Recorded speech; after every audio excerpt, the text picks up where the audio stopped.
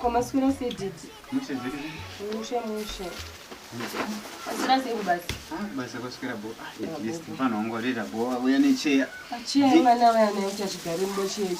Kana kuda cheya mungupinda mbao mostorera. Kwini ndingatore cheya mwana aripo. Mwana aripo mambo mutuma richacho. Kozve basa. Mimi ndisa mchanga msina kwane mi. Kochifu. Zvino zvinoda mbofara pano papa but ndinoda zvazvite. Iwe kana ungochipopota mwana aripo. Kupopota kuti mwana aripo ite sei kwazviziva kuti muna mutura cheke. Hasi kuziziva kuti muna mutura cheke.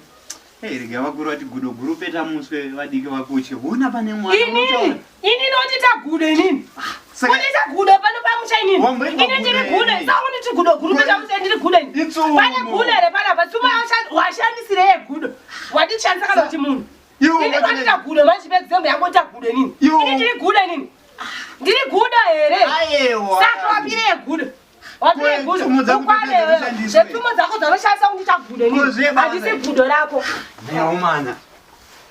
Ota gudo inini.